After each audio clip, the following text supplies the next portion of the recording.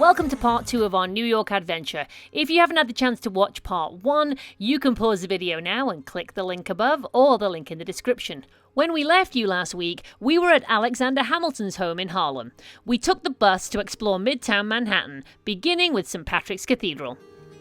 Have dust on my boots of 1,000 cathedrals, and I have taken my place with bended knees,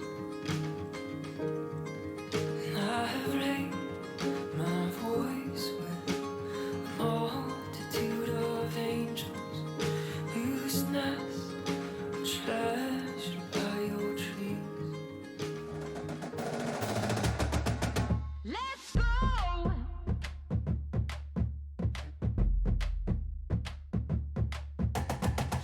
I'm a warrior, no one else can do it better. Like a goddess, I'm a legend, I'm a fighter. Show my muscle, show my grit and give it power. I'm a conqueror and I'm unstoppable. Undefeatable. Unbeatable. Are you ready for more? Let's go! Let's roll! Red light, yellow light, green light, go! On the bottom floor of the Rockefeller Center, we found this amazing bagel shop. Let's go! Let's roll! When you get on a random escalator in the Rockefeller Center. We went for coffee and we had bagels and then we came up an escalator into here. I have no idea where we're at. Not wanting to outstay our welcome at the Rockefeller Center, we began to walk to Grand Central Station. His mind races to the big city. A child only yesterday, dreaming to be new. We just got done having a little lunch over there at Rockefeller Center, and now we're walking to Union Station. New York calls your name. Its charms are irresistible. The fast pace leaves a blurred face, and I'm calling you home. Open to the public in February 1913, Grand Central Terminal is a story of great engineering, survival and rebirth. In 1978, architect Philip Johnson and First Lady Jacqueline Kennedy Onassis campaigned to secure landmark status for the terminal, ensuring the building would serve New Yorkers for generations to come. Destinations reached, where will you leave me? At home, spinning on a CD. New York calls your The dark spot you can see here is a relic of an era when smoking indoors was routine. It's located near the northeast corner and it measures approximately 9 by 5 inches. In 1996, there was a $200 million renovation of Grand Central, at which time the entire ceiling had this black finish. Doesn't it now look amazing? These guys have been giving us lots of information. Say hi! maybe greatness awaits you. We just met the nicest guys. I think they were conductors or I'm not sure. But Rayshawn and I forgot his name, I was so mean. They were really lovely and we had a great time and now we're gonna get some oysters.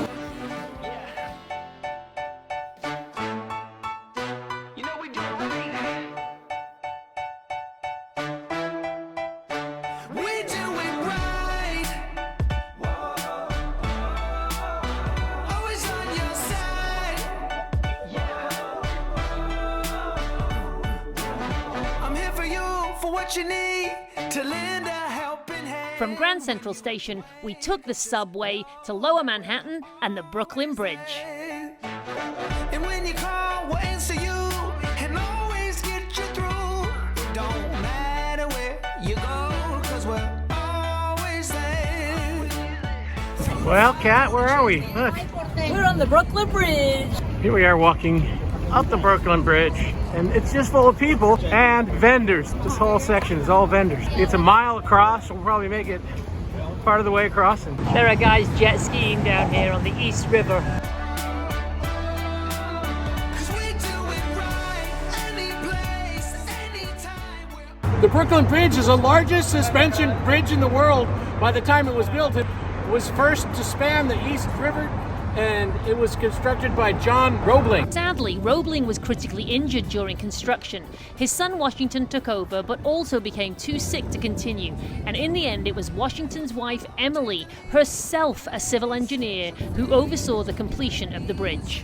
This bridge was built back when they had to use a slide rule and a plumb bob. I don't know how they use a plumb bob out here in this wind, but they did. As you can see, if you look up, these walls go straight up. The bridge is over 3,400 feet long, and it rises 133 feet from the river below, and the steel cable work strung across the two monumental stone towers is fixed at both ends in stone anchorages. We do it right. We're in the middle of the Brooklyn Bridge. As you can see, behind us is Midtown Manhattan. Today we've been to the Brooklyn Bridge, we've been to Hamilton's house, we've been to Grand Central Station, we went to Rockefeller Center, we walked down 6th Avenue during a market. They're having a street market. Oh my gosh, went to the New York Library. Oh, what a great day so far. Amazing.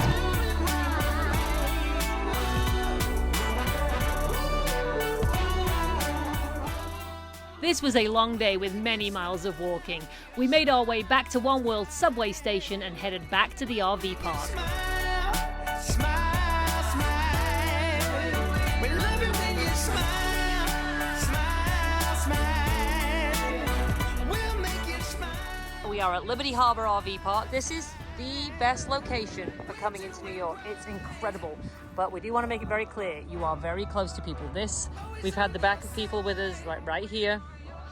And then this, what I'm standing in is an extra spot right here. But yeah, it's just a parking lot. There is nothing here. There are no tables, there's no facilities, you can't have fires. But man, what a location, it's incredible. We drove just 5 minutes over to Liberty State Park to catch the ferry to the Statue of Liberty. Here we are. So here's the railroad cars that are here alongside the Central Railroad of New Jersey. And I'm worried we're going to miss our ferry. What time is it, Kat? Well, the ferry's at 11, but you got to be there at 10:45. What time is it now? 10:40. Oh, we've got 5 minutes to make it to that boat right there. See? The ferry's going to go without us. Wow, this terminal is beautiful. Look at this. We're not ever slowing down. How are you? Good, how are you? I'm doing great. You guys are all set? Thank you. Enjoy, guys. So, we made it. Now we'll go through security. It's a gorgeous building. We'll take some more footage when we come back and we can kind of walk around inside there.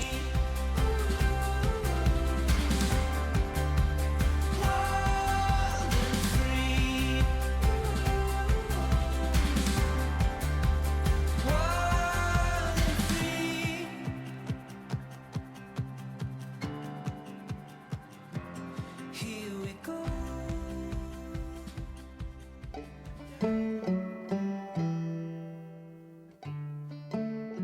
We were disappointed that time restraints did not allow us to get off the ferry to visit Ellis Island, as this line to get back on the ferry was over an hour wait. I wanna see a brand new country, one I ain't never seen before. Here we are in New York Harbor. We're on Liberty Island and we are visiting the Statue of Liberty. The Statue of Liberty was conceived back in the late 1800s in 1865. She was completed on October 28th, 1886. It was finally dedicated. As you probably know, she was built in France, dismantled and brought across and rebuilt here on the island. In the wild.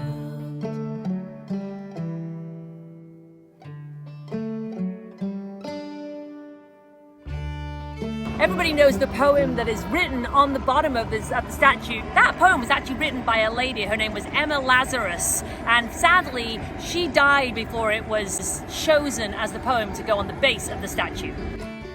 Knock down the canvas of the sky. The statue comprises over 300 copper sheets. They're very thin. Most of the copper came from Norway. Each sheet is about the width of 2 American pennies, and each sheet was hand hammered with wooden mallets to make this.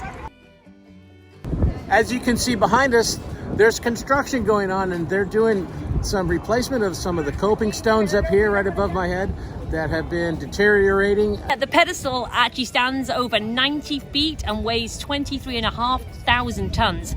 Funding for building the pedestal was raised entirely from private donations. Okay, so the pedestal, this is the pedestal here. Can you just point at the camera?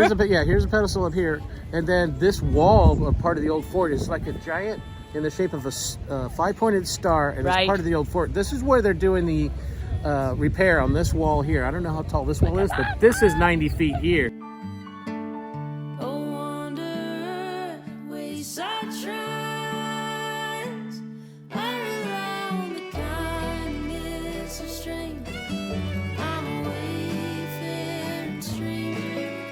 The kindness. These are the crowds coming off the ferry from Manhattan, way busier than our ferry from New Jersey.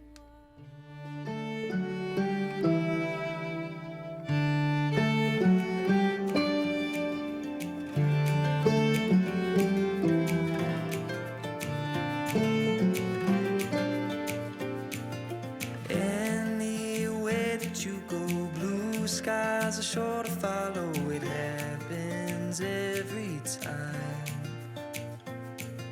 You're my silver lining, daydream, never minding, light inside my eyes. On the platform of the New Jersey Central Railroad. This was once the home of the Blue Comet, which is that black and white photo there. Isn't this gorgeous? Look at this. On me now.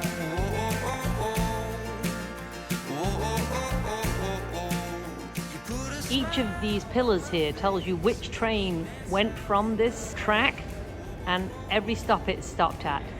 This incredible passenger terminal once served over 65,000 people a day on over 300 trains. It began here in 1889 and sadly it closed in 1966. Each memory you're creating, full of imagination, perfectly designed.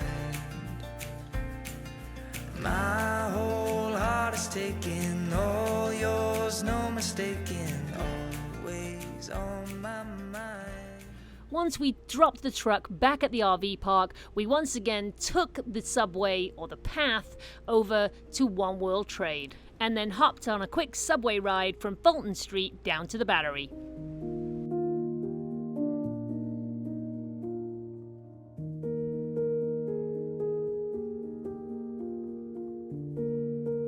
The Dutch first landed here in 1609. In 1625, they purchased the island of Manhattan from the indigenous people, laying the foundation for the city of New York. This is the shoreline from 1877, but as you can see, the Battery is now much bigger. So not very much is left from what was the Battery during the Revolutionary War. George Washington was here, and they used this area of Manhattan as a fortification for the city. Before they were using Ellis Island, they used Castle Gardens as an immigration station here in New York City. And here's a memorial to the immigrants.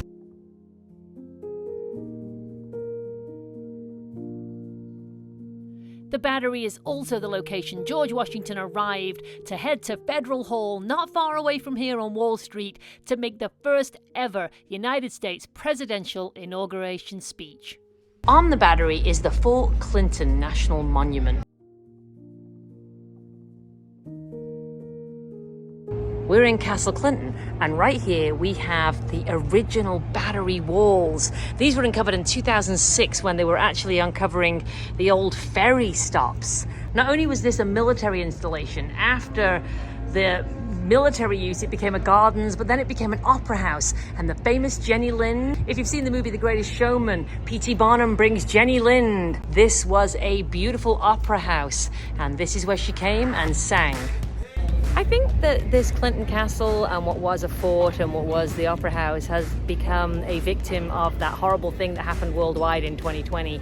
And now it's pretty much left to ruin, and all it is a ticket office for the tours to go to Liberty Island. It's kind of a shame because it's a pretty cool location.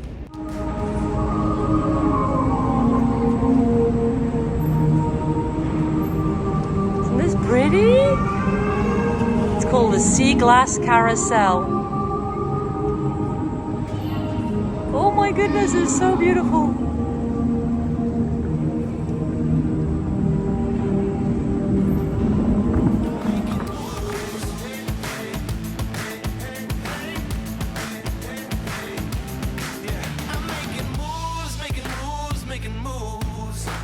Although this had been a really long day, we decided to walk the 2.5 miles to the world-famous Katz Deli. In doing so, we passed the Titanic Memorial. Katz Deli has been a New York City icon since 1898. Whatever you do, do not go in here and order a hamburger. Two ladies sitting close to us did this, and the waiters gave her so much trouble for it. We're in Katz Deli. This is a New York egg cream, and it is chocolate syrup, milk, and salsa, and it is to die for.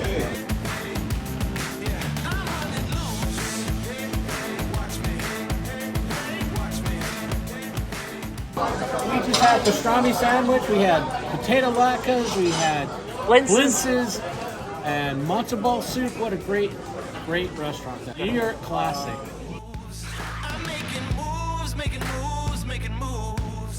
We chose to walk the short distance to get on the M subway, take us back to World Trade 1, and then take the subway underneath the river again, back to Liberty Harbor.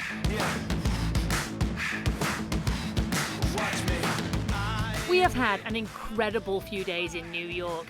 We hope you've enjoyed this 2-part series. Again, if you haven't seen part 1, I'll put a link in the description below. If you have enjoyed this video, please like and subscribe. And next week, we are taking you to our final tour on the East Coast, and that is the city of Boston.